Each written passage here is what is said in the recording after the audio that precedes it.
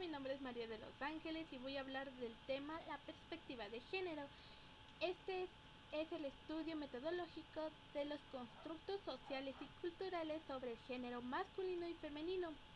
No debemos de confundir género con rol, ya que son dos cosas distintas, aunque en ocasiones se confunden, pero el género es aquellos cromosomas o genitales con los que nacemos y ya culturalmente se les denomina o se le pone un peso a cada uno de estos, y el rol es lo que acabo de decir, que culturalmente o socialmente se le atribuye a cargos, peso, atribuciones, característicos de cada uno de estos dos o más géneros o subgéneros, como le queramos decir en este momento.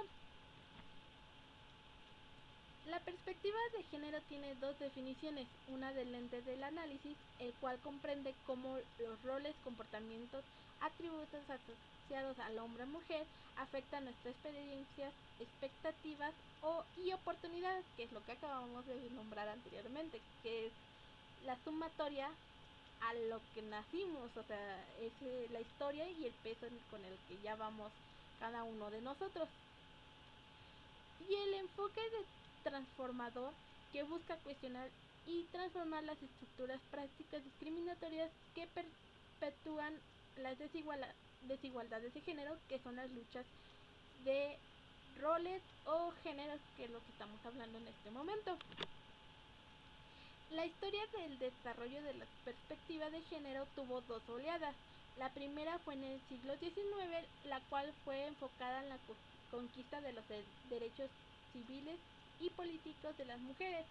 En este punto sí hubo una revolución, sí hubo un movimiento, pero solo se quedó en el papel y en la historia, ya que principalmente, o más bien, las mismas mujeres y el machismo o el patriarcado, como en este entonces, seguían suprimiendo a las mujeres y no hacían valer sus derechos, aunque poquito a poquito sí iba cambiando ciertos puntos, nada más que si era a escala diminuta, por así decirlo.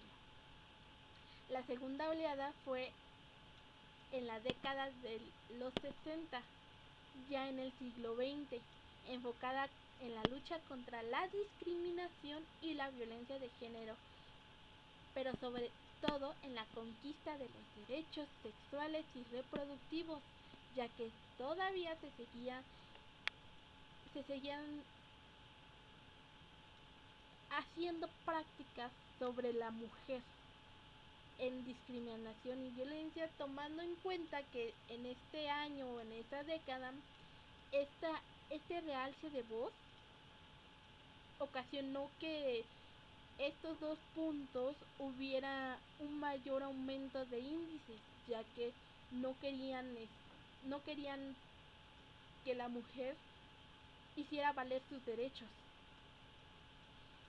y los derechos sexuales y reproductivos era el principal enfoque, ya que había abusos sexuales y no podían decidir sobre su cuerpo, sobre cuántos hijos querían tener, no debían, sino querían tener. El desarrollo de la perspectiva de género se conoce que la lucha contra las desigualdades de género no solo pasaba por la conquista de los derechos formales, sino que también por la transformación de las estructuras sociales y culturales, que no seguían sin entender que las mujeres era lo mismo que los hombres. Claro que tenemos diferentes masa muscular o grasa o diferente grasa o diferentes habilidades, pero también los hombres tienen esas diferencias entre ellos. La desigualdad a partir de la identidad de género, que es lo que acabábamos de hablar anteriormente. El primer punto era los salarios, que aunque sí trabajaban unas mujeres, no en todos los lugares se les aceptaba por el mismo tema de ser mujer, y socialmente hablando se les decían que eran más débiles o que no tenían el mismo valor. por lo que percibían salarios bajos, al que un hombre con el mismo trabajo percibía. Por poner un ejemplo, que un hombre en una maquiladora o en otro trabajo percibía 100 pesos semanales, la mujer percibía 60. Dice, podemos decir son 40 pesos de diferencia, a lo mejor es poquito, a lo mejor es mucho, pero hacer lo mismo o incluso más que un hombre y por el mismo sueldo no era justo. Y en ese entonces se hizo la segunda oleada, en la que no permitirían que un papel solo se quedara en un papel, sino que también tenían que aplicarse en la vida cotidiana. En la participación política las mujeres tenían una presencia en las instalaciones en la toma de las decisiones a nivel político. Esto es a lo mismo que íbamos. Por cada 100 hombres que estaban en una cámara de decisiones, una mujer solo existía. Y por obviedad no se les tomaba en cuenta o seguía las ideas de los demás. Casi no se les daba la oportunidad de expresarse o que pudiera decir que omitía su voto o que no quería seguir esa idea, sino que tenía que seguir con los de los hombres, los de los demás. El tercer enfoque era la violencia de género, el cual era más agresivo que los otros dos puntos que acabamos de ver, ya que las mujeres sufrían a mayor medida diferentes formas de violencia de género, como la agresión sexual y la violencia en el hogar. Y no nada más estábamos hablando físicamente, que sí es doloroso, que sí lastima, que incluso mata o mataba o como lo queramos ver, porque hoy en día todavía existe. Pero a nivel psicológico dañaba aún más, dañaba sus expectativas, sus objetivos, sus valores de ellas mismas, que cada una se le fue dando a esas alas de libertad que querían, se les cortaban bruscamente en ese ámbito psicológico. La agresión sexual no nada más es violación, que sí es un trauma y que sí también es un daño, pero la agresión sexual psicológica es aún más, ya que se les humillaba, ya que se les hacía entender que la mujer solo servía para dar hijos y satisfacer al hombre sexualmente, y así se les decía en seco. La categoría de género y el enfoque de género son dos partes diferentes o iguales dependiendo de cómo lo estemos hablando. La categoría de género se refiere a las características sociales construidas que se asignan a cada sexo, incluyendo roles, comportamientos y atributos. Esto es lo que estábamos hablando, que no es lo mismo, o más bien, no era lo mismo nacer un hombre y una mujer, ya que había desilusión, ya que decían que la mujer era una moneda de cambio para poder tener un estatus mejor en una familia. Hoy en día ya no es así. Nacer hombre o mujer es lo mismo. Socialmente hablando, a lo mejor todavía hay rasgos en los cuales sí dicen a lo mejor que una mujer es más afeminada y que un hombre es más agresivo.